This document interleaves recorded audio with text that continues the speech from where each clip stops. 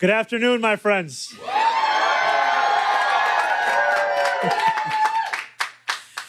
Today is the start of a new era for New York City. It is Inauguration Day. It is also the day that the rent is due. At midnight last night, I swore my oath to become the mayor of New York City. Just a few hours ago today, I celebrated with tens of thousands of New Yorkers. Many of them left our ceremony to return to houses and apartments that do not feel like homes, where bad landlords do not make repairs, where rents constantly rise, where roaches crawl in the hallways and heat in the chill of winter comes rarely, if ever. These New Yorkers voted for a new day for our city because the past one is clouded by housing insecurity and instability, where they cannot afford a life of dignity in the city that they love.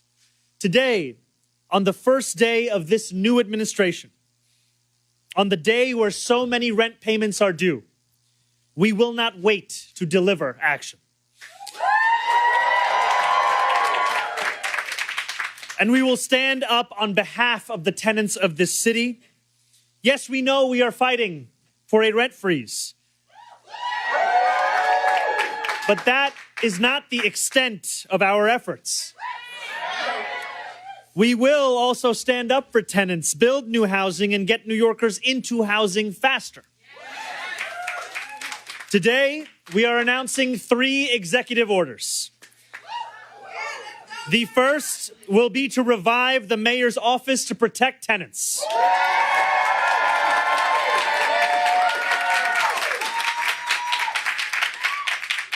We will not compromise on housing quality. If your landlord does not responsibly steward your home, city government will step in. We will make sure that 311 violations are resolved, and we will hold slumlords to account for hazardous and dangerous threats to your well-being. The second is to create a LIFT task force. LIFT stands for Land Inventory Fast Track, to leverage city-owned land and accelerate housing development. The task force will review city-owned properties and identify sites suitable for housing development no later than July 1st of this year. The last executive order is the creation of the SPEED task force.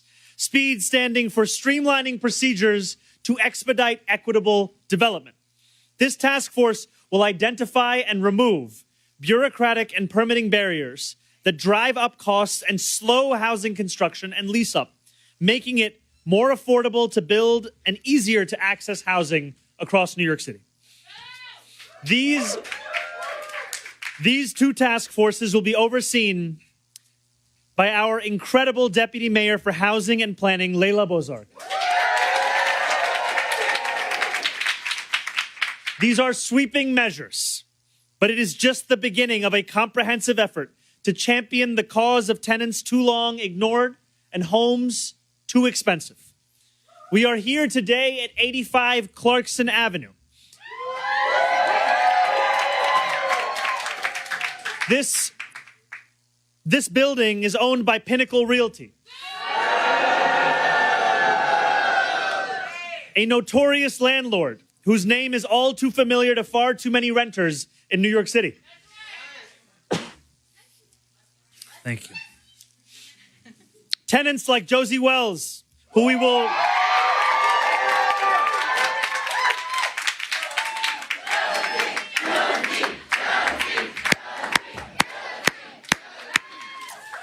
will hear from shortly, contend with a lack of heat, roaches, and the kind of conditions that no New Yorker should have to live through. This building and 92 others owned by the same landlord are in bankruptcy proceedings. And they are set to be auctioned off to a different landlord, one who ranks number 6 on the worst landlord list in New York City. In those buildings alone, there are more than 5,000 open hazardous violations and 14,000 complaints. This is an untenable situation. So today we are announcing that we will be taking action in the bankruptcy case.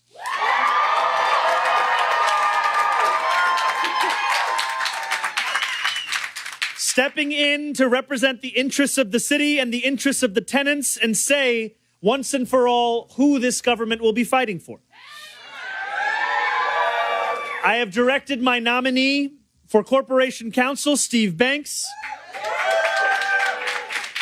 to take precedent-setting action in the bankruptcy case on behalf of the renters of this building and of the thousands of other renters across New York in similar situations. We are a creditor and interested party. The city is owed money that Pinnacle never paid. And we will fight for New Yorkers' interests to safe and habitable homes. In doing so, we will protect tenants already long neglected from further neglect. And we will mitigate the significant risk of displacement they currently face. For too long, bad landlords have been allowed to mistreat their tenants with impunity. That ends today. No longer will government turn a blind eye as working-class New Yorkers, many of them in neighborhoods of color, are treated as pawns in a game where landlords never feel the consequences of those kinds of actions. Lastly, but certainly not least, you cannot hold such violations of the law to account unless you have a proven, principled, and tireless fighter at the helm. That is why I am proud today to announce my friend, Sia Weaver.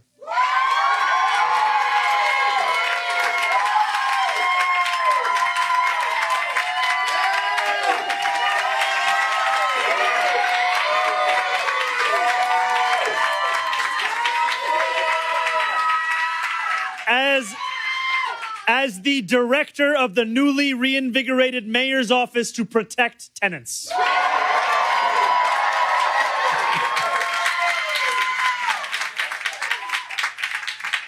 Sia has a peerless record of standing up for tenants in our city. As the director of Housing Justice for All, she has fought in Albany to deliver pro-tenant legislation, from stronger rent laws to good cause eviction to more affordable housing for all New Yorkers. We are creating the mayor's office to protect tenants, with Sia leading the charge because this work has too long been relegated to an afterthought. We fight hard to win new rights for tenants across the city, only to find that those tenants are never told of those rights. Millions of tenants across this city are eager for a day when their needs are no longer ignored and forgotten by those in power. Today marks that new era for this city, one where we will follow through on the promises we have made and where we stand up for those who have too often been left to stand alone. I want to thank every tenant who is joining us today, and I want to thank Sia Weaver for joining in this work.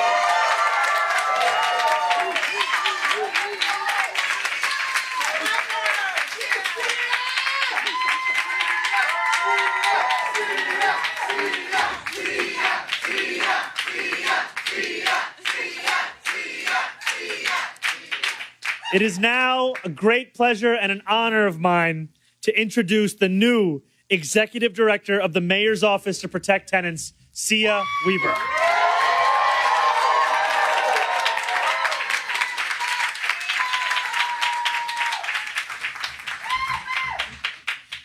Hi, everybody. Hi.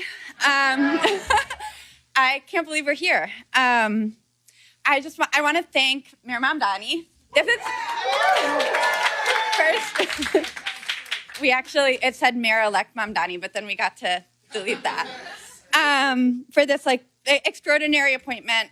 And I want to thank all the members of the Union of Pinnacle Tenants who came out today, and all the other tenants here in this room who are struggling for self-determination in the face of real uncertainty and fear as these buildings go through bankruptcy. And I am so happy to say with certainty that there's a mayor who is on your side.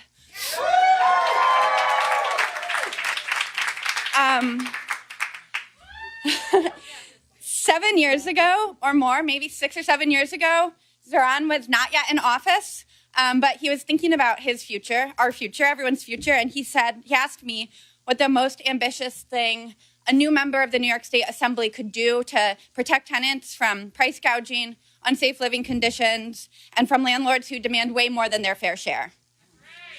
And since then, he's stood alongside us with a principled and steadfast vision. And I'm so honored to join this administration and to deliver on the affordability agenda alongside him.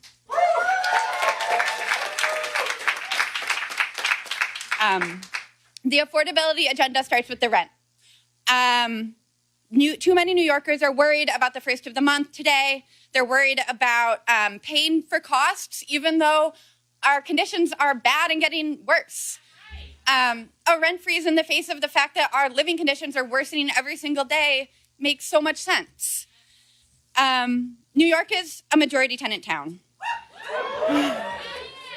70%. We are bus drivers, childcare workers, grocery store staff, teachers, nurses, and we're the people who take care of the shared city that we all live in.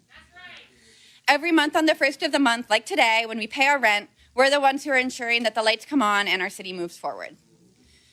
Over the last 15 years, I've worked with many people in this room to build powerful tenant associations, neighborhood organizations, and statewide coalitions with one goal in mind, ensuring that tenants have a collective voice in the day-to-day decisions that impact their lives.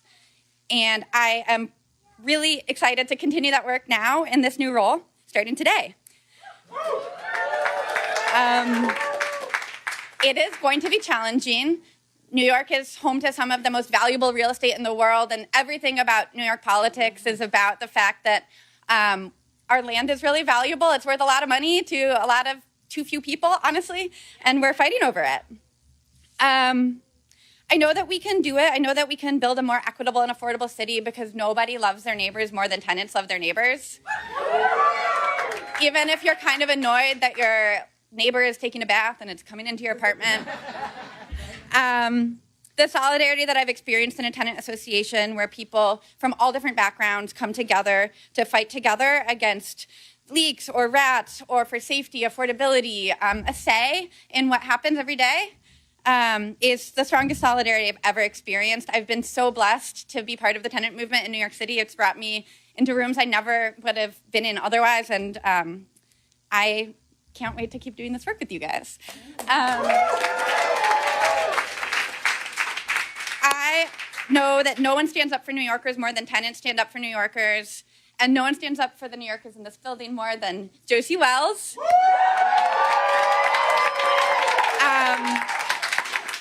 So thank you, Josie, for opening us up into your home today. It sort of turned it into a zoo. But thank you, and I'm going to pass it to you.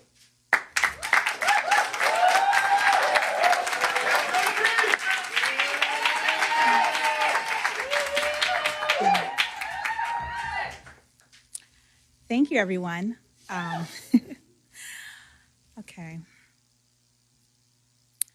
The other day, I found myself rereading James Baldwin's essay, Fifth Avenue Uptown. It's a piece I've returned to many times, but this time, one passage stopped me cold.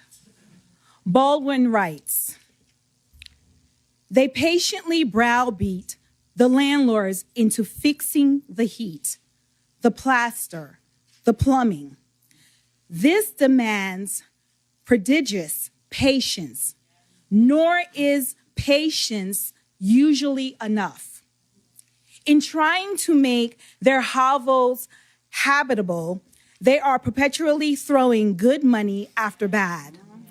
Such frustration, so long endured, is driving many strong, admirable men and women whose only crime is color to the very gates of paranoia." He wrote those words 65 years ago in 1960, yet they read as if they were written for this very moment. Today, in many Pinnacle apartments, you'll find dirty walls that haven't seen a fresh coat of paint in years, cabinets hanging precariously in kitchens and bathrooms, Crack plaster zigzags across ceilings and hallways. And disturbingly, these are among the least shocking conditions that tenants endure. These living conditions are not abstract to me. I grew up in this building and have watched it fall into disrepair. In my mother's apartment, a section of the hardwood floor has rotted. Despite repeated complaints to the landlord, that patch of flooring remains crumbly, discolored, and unrepaired. It has been that way for 7 years, long before Pinnacle filed for bankruptcy this spring. Pinnacle gambled on making our housing less affordable and our lives more miserable.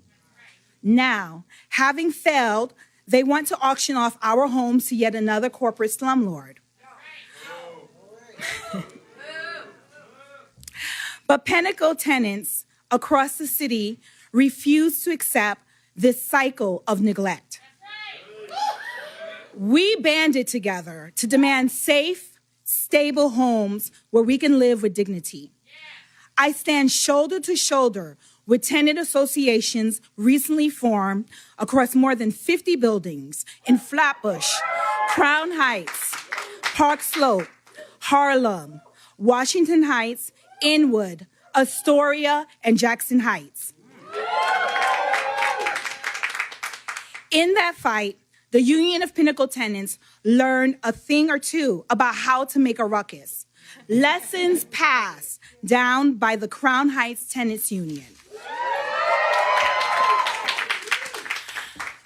The grassroots organizing CHTU began 13 years ago has grown into something far larger than anyone could have imagined.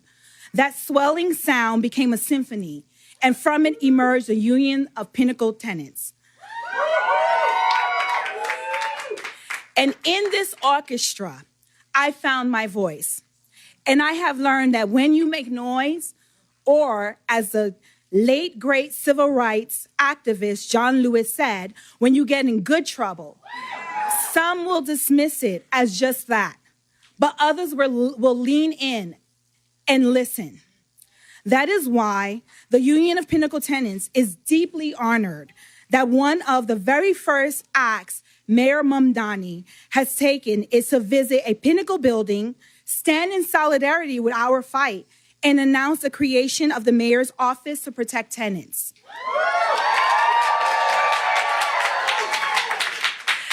Mr. Mayor, thank you for listening. Today, we feel heard. And I'll now pass it back to Mayor Mamdani.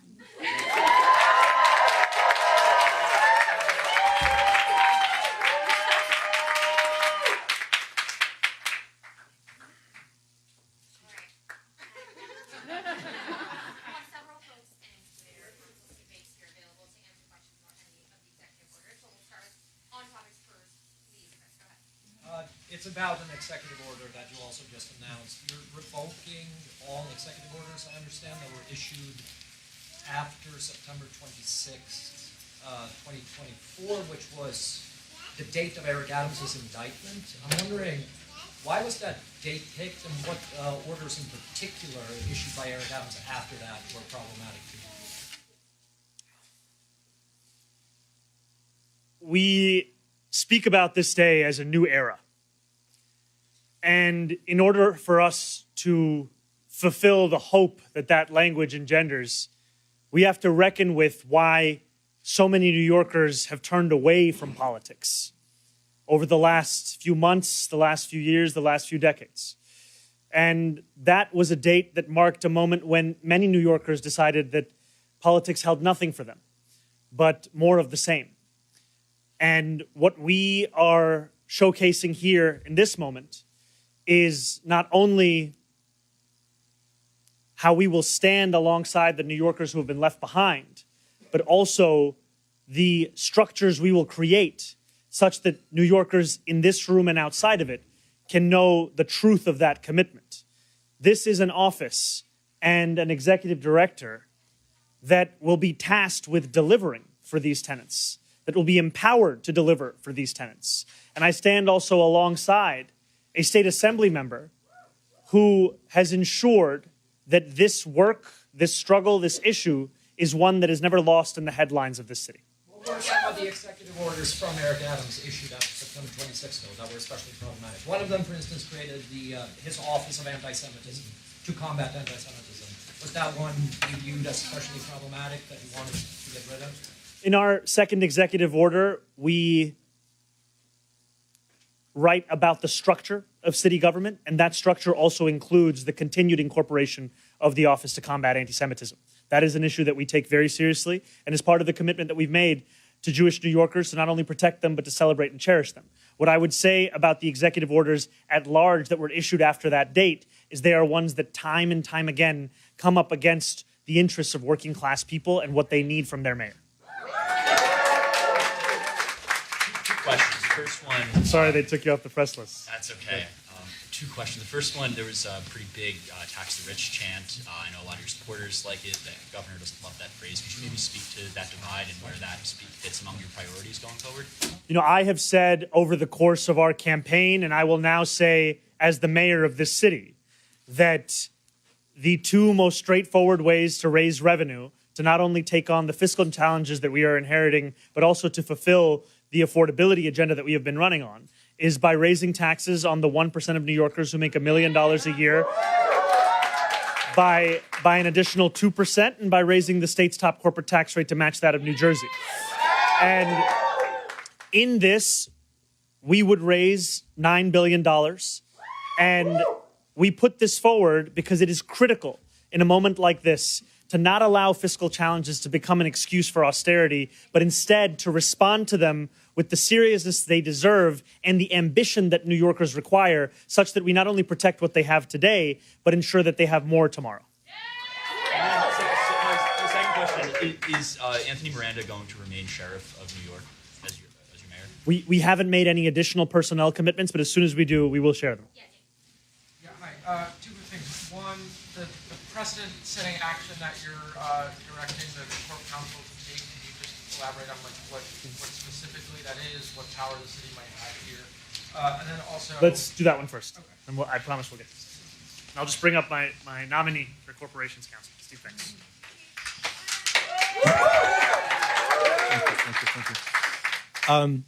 I remember the late 1980s and the early 1990s when hundreds of families living in two shelters were in buildings that were tied up in bankruptcy court. And I represented those tenants along with the city of New York, putting forward the city of New York's concerns in the bankruptcy court. And the end result in those two litigations was that those buildings became permanent, affordable, supportive housing. One of them is known as Geffner House on 42nd Street, and the other is the Times Square in Times Square.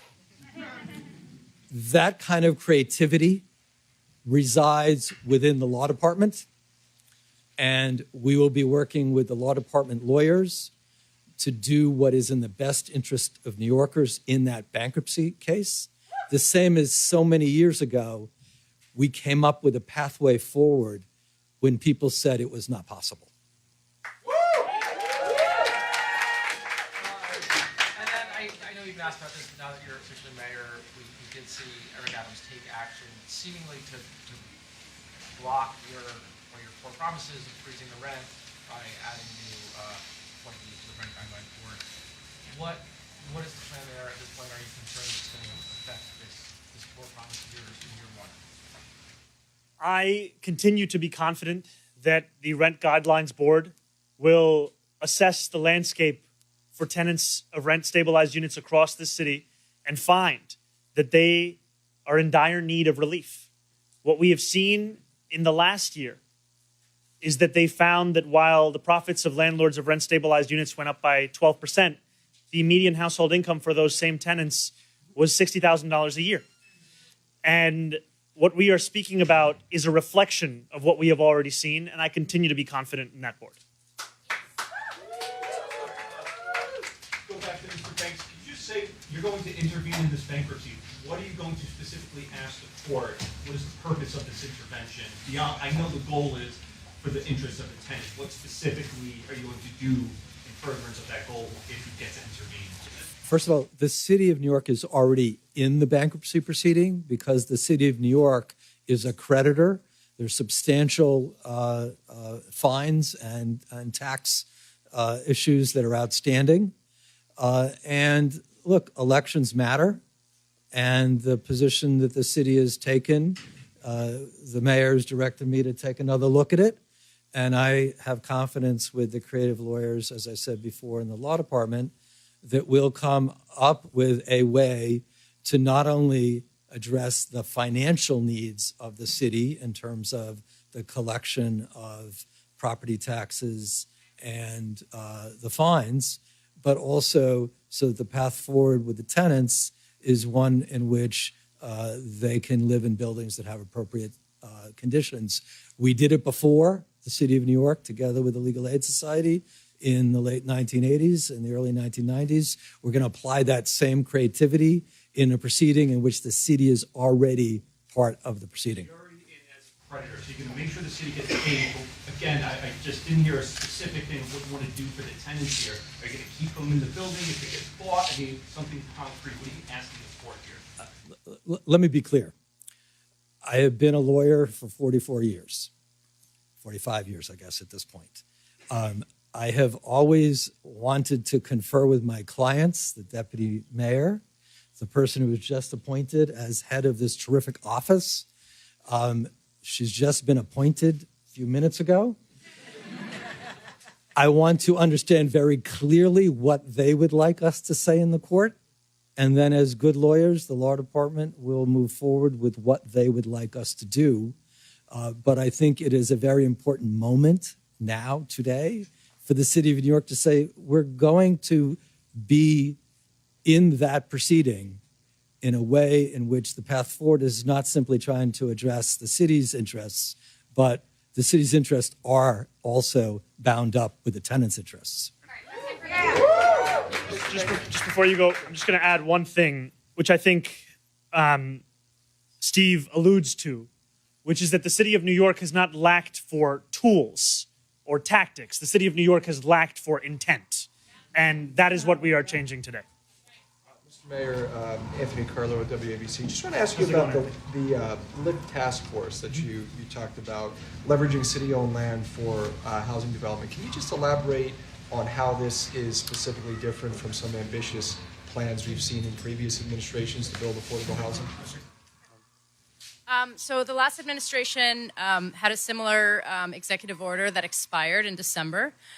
So in this example, we're going to be looking, or with this task force, we're going to be taking an even deeper look, especially for sites that aren't clearly available for housing right now. So they may already have other city facilities on them, other public facilities, or even private facilities that we're in contract for. So it's about trying to find new opportunities for housing, doing a deeper dive into the entire city's inventory, not just the inventory of the housing department or the Economic Development Corporation, the traditional agencies that produce housing. We're going to look at all city facilities and try to identify more sites that could be used for housing. Do you have examples of some certain facilities that you might convert into housing? Well, where we did the announcement a couple weeks ago when I was appointed, that's the type of facility we might look for. That was a sanitation garage that we found a new site for. That's the type of example where instead of putting new capital dollars into fixing that sanitation garage, it was actually identified as an appropriate site for housing. So we put money into creating a new sanitation facility to clear the site in order for housing to be built. So that's the type of thing we'll be looking for. Thank you. All right, now the mayor is going to sign our executive orders. Woo!